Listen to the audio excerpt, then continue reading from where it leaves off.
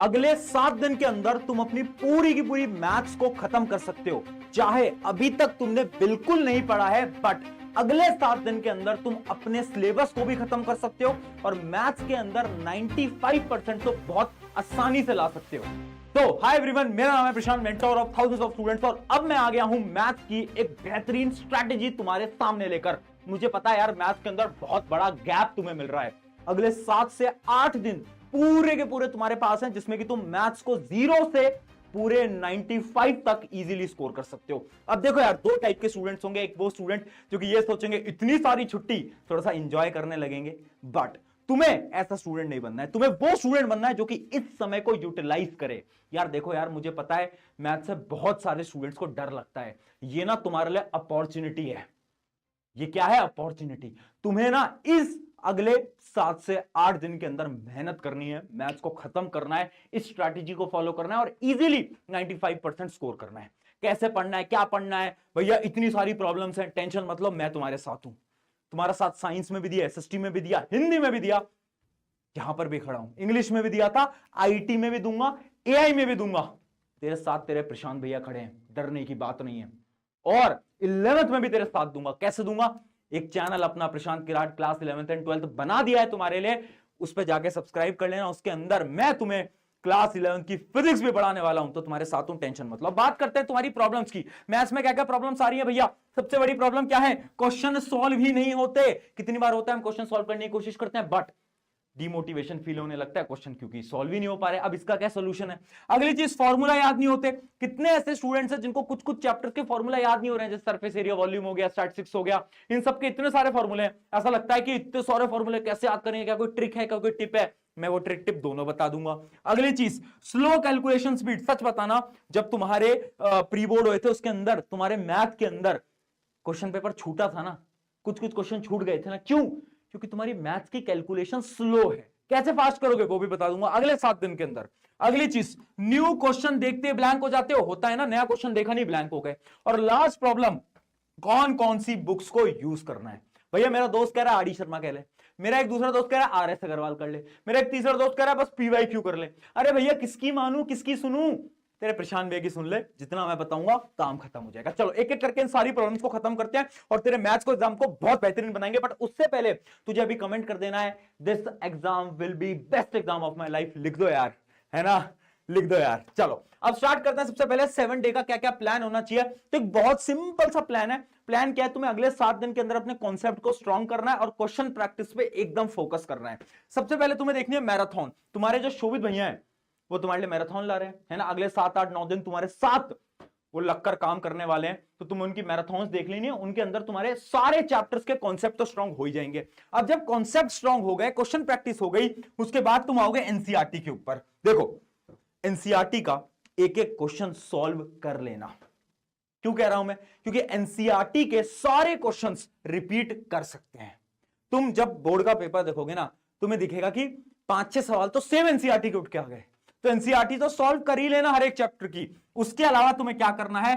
Previous year question करने हैं।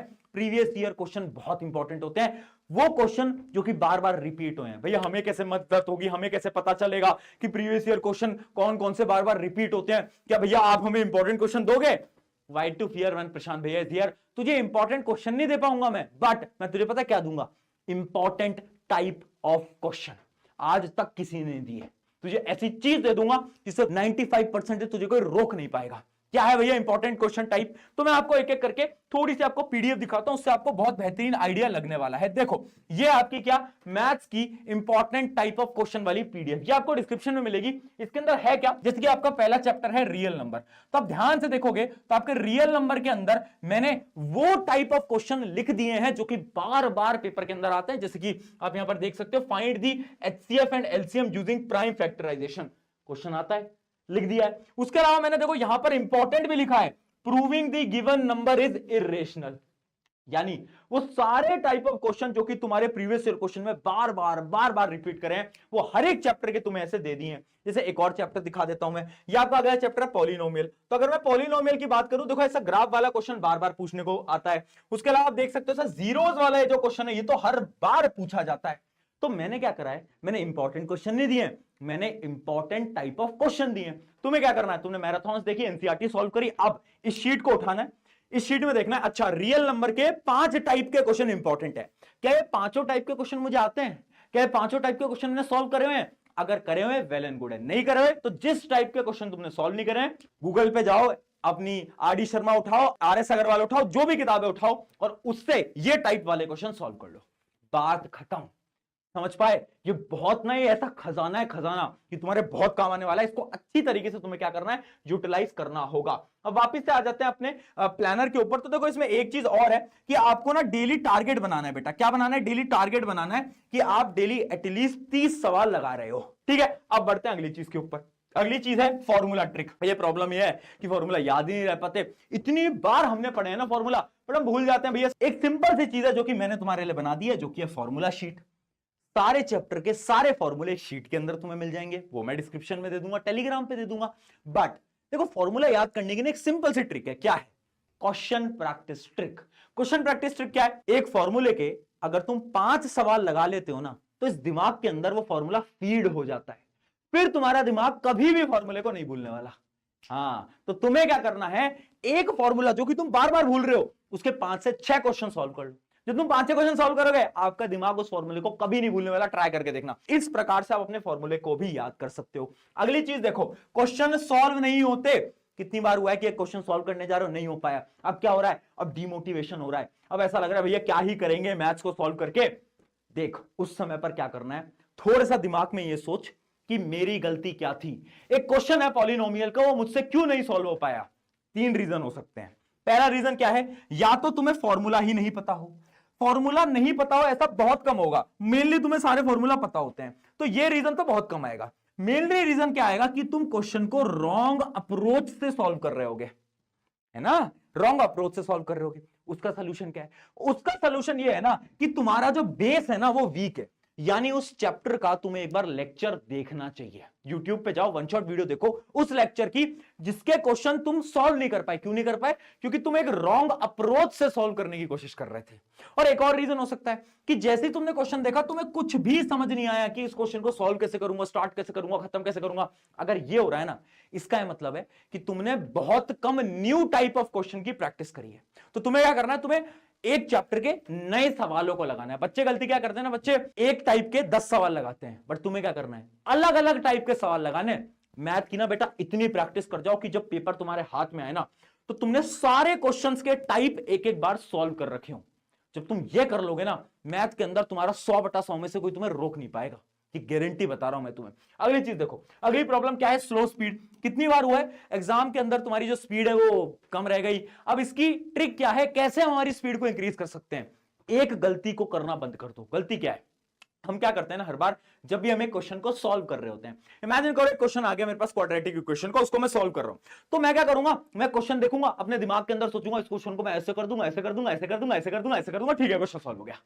अरे भाई ऐसे नहीं करना। एक पेन पेपर ले, उसके ऊपर क्वेश्चन को लाइन टू लाइन सॉल्व कर, कैलकुलेशन एंड तक सॉल्व कर। बच्चे क्या करते हैं, इक्वेशन बनाकर छोड़ देते हैं, बोलते हैं अच्छा इसके आगे तो कैलकुलेशन है, वो तो मैं कर ही लूंगा। नहीं कर पाएगा तू। क्यों? क्योंकि वहीं तू गलती कर रहा है, वहीं तू सिली मिस्टेक कर रहा है, वहीं तू अपना टाइम वेस्ट कर रहा है। तो जितने भी क्वेश्चन हर रोज सॉल्व कर रहे हो, क्या करना है तुम्हें, याद रखना पूरा एंड तक सॉल्व करो। और यही अपनी पहली ट्रिक। दूसरी ट्रिक देखो, try time method. Time method क्या है? एक टाइमर लगाकर बैठो यार, है ना। अगर तुम कर सकते हो, जैसे मैंने आपको बोला डेली 30 सवाल लगाओ, 30 सवाल का एक टाइमर लगा लो कि ठीक है मेरे पास 30 सवाल है, मैं 1 घंटे का टाइमर लगा लेता हूं, उस 1 घंटे के अंदर मुझे उस 30 सवालों को करना है। तो ऐसी आप प्रैक्टिस कर सकते हो।